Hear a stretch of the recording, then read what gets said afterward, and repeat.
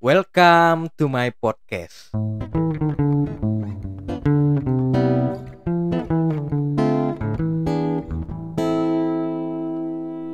Di episode sebelumnya kita kan udah membahas ya mengenai berdamai dengan diri sendiri. Nah, jadi setelah berdamai dengan diri sendiri, kita kan nantinya memasuki sebuah fase di mana kita mengenal diri sendiri. Karena untuk sampai ke titik mencintai diri sendiri, kita harus melalui step-step yang gue sebutkan di episode sebelumnya ya, yaitu lupa lagi nih. Berdamai dengan diri sendiri. Yang kedua, mengenal diri sendiri. Yang ketiga, bersahabat dengan diri sendiri. Yang keempat, mencintai diri sendiri. Gue langsung aja ya ke poinnya ya. Apa itu mengenal diri sendiri? Apakah kita selama ini sudah mengenali diri sendiri atau belum? Memangnya perlu mengenali diri sendiri? Bukannya kita menjalani kehidupan kita selama ini kita pastinya sudah mengenal diri sendiri? No, menurut gue no. Belum tentu kita mengenali diri sendiri.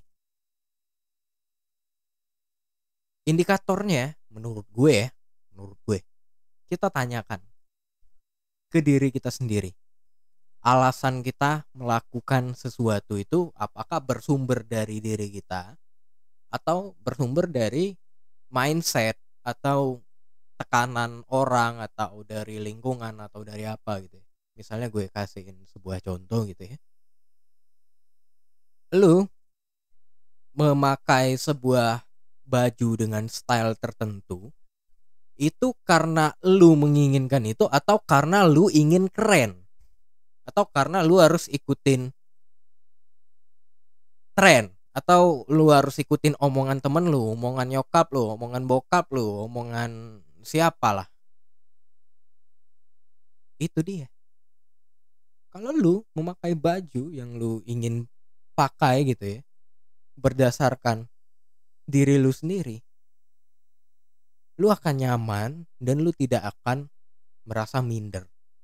Kalau lu masih minder dengan pakai baju mewah gitu ya, dengan baju brand-brand hype beast lah atau apalah itu ya, sebetulnya kan lu berlindung di balik baju yang mewah itu. Lu nggak ingin menampakkan diri lu itu siapa sebenarnya diri lu. Lu berlindung dari anggapan-anggapan orang, lu berlindung dari simbol-simbol kemewahan yang sebenarnya diri lu sangat rapuh. Dikatain jelek aja dikit lu langsung minder, padahal omongan orang itu belum tentu kebenaran. Padahal mereka kadang-kadang ya cuma sekedar iseng aja, nguji aja, ini orang nih kuat nggak sih mentalnya, mungkin gitu ya. Yang ngomong, muka lu jelek banget ya, kayak kadal gitu dia. Kita langsung minder gitu. Padahal maksudnya mungkin bercanda gitu ya, tapi karena kitanya yang terlalu baper gitu ya, jadi akhirnya ya seperti itulah. Itu dia. Jadi dari satu contoh itu menurut gue udah cukup ya untuk membedah gitu bagaimana caranya mengenali diri sendiri. Kita pertanyakan, segala tindakan kita dalam hidup ini adalah keinginan kita atau kita harus itu paksaan gitu ya. Keharusan adalah sebuah paksaan yang dibebankan ke kita. Kegiatannya bisa sama. Misalnya katakanlah lu nyuci piring ya, nyokap lu minta tolong nyuci piring gitu ya. Ada di sana ada dua kondisi. Lu bisa menginginkan untuk mencuci piring atau lu harus mencuci piring. Beban batinnya berbeda. Kalau lu menginginkan itu, lu akan menikmati mencuci piring itu. Misalnya lu sambil bersenandung, sambil nyanyi-nyanyi, lu akan menikmati bermain air dengan piring-piring itu. Lu menganggap itu adalah sebuah kesenangan hidup gitu loh. Kalau lu merasa itu adalah sebuah keharusan atau sebuah tanggung jawab yang dibebankan ke lu ya, lu akan ngeluh. Aduh, nyuci piring lagi, besok nyuci piring lagi. Kapan sih gue bebas? Gitu. Jadi semuanya ya, semua yang ada di dunia ini itu bersumber dari diri kita. Kegiatannya bisa sama, tapi energi yang kita punya itu sangat berbeda ketika kita mengharuskan atau kita menginginkan. Misalnya suatu ketika ada sekumpulan anak laki-laki ya, anak laki-laki metroseksual lah ya, yang hobi berburu wanita itu ya. Dia nongkrong nih di salah satu lounge atau di salah satu cafe gitu ya. Dia nongkrong, dia ngelihat ada circle cewek-cewek gitu kan, dan cewek-ceweknya cakep-cakep gitu. Terus si laki-laki ini bisik-bisik gitu ya, bro, lu kan paling cakep nih di sini, coba deh lu deketin mereka, bisa nggak lu? Nah di situ kan ada sebuah kekonyolan yang terjadi gitu, seolah-olah mendapatkan kekasih atau katakanlah mendapatkan cinta itu adalah sebuah perlombaan untuk diakui dan dipandang orang. Makanya ya, kebanyakan kisah percintaan zaman sekarang itu ya berdasarkan obsesi doang, berdasarkan kebanggaan doang, nggak ada cinta yang benar-benar cinta di sana. Makanya akhirnya mereka setelah menjalani hubungan ya tidak bahagia sama sekali.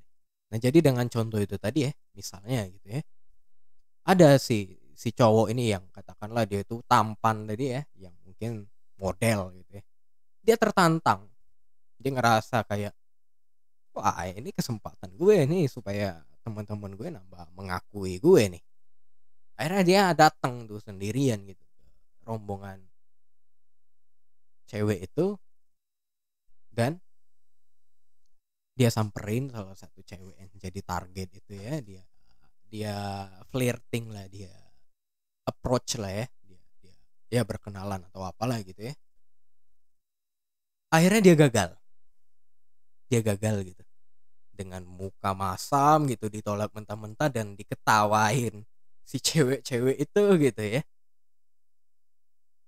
Dia datang ke tempat teman-temannya dengan muka suram gitu, dan teman-teman dia ngatain dia, lu katanya tampan, lu katanya lelaki sejati tapi nggak bisa dapetin mereka, hahaha. Itu kan sebenarnya konyol ya. Kita rela menjual harga diri kita hanya demi pengakuan dibilang hebat. Apa itu kalau bukan konyol gitu? Kita menjual harkat, martabat, harga diri kita hanya demi secuil tepuk tangan. Apa sih?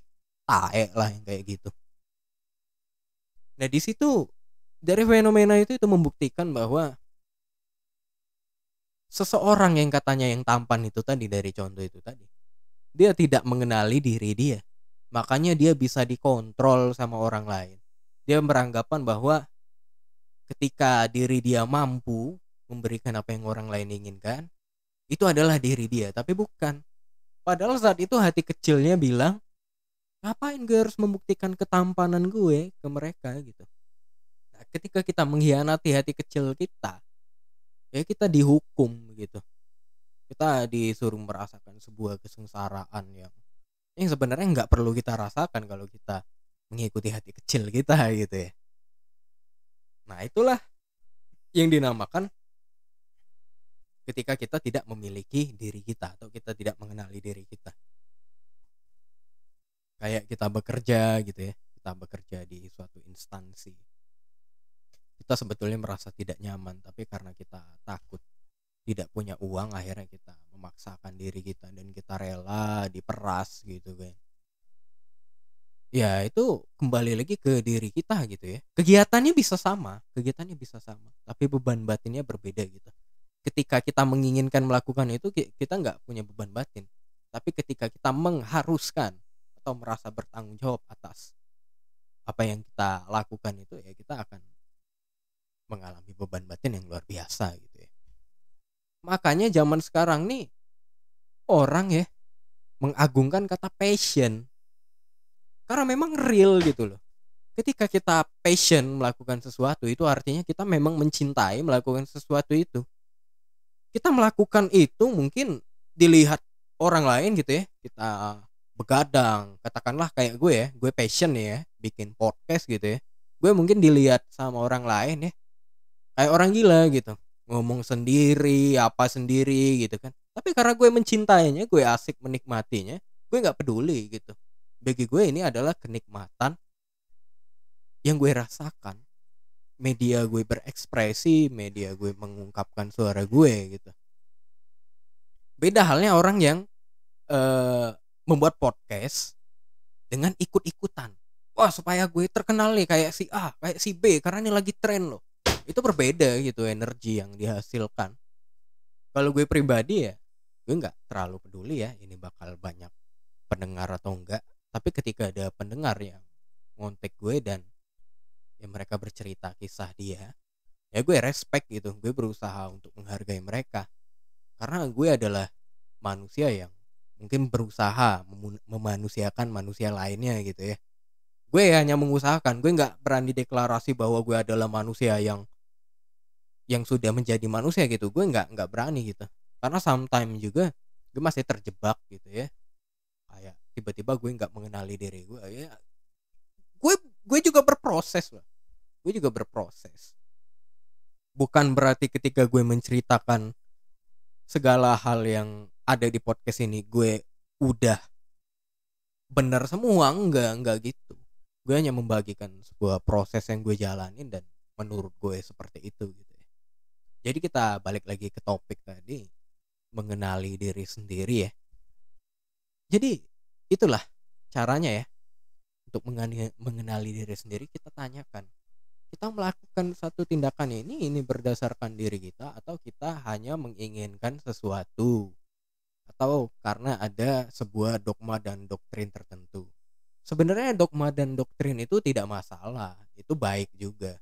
Tapi ketika dia tidak relevan dengan jiwa kita, itu yang harus kita ubah gitu loh.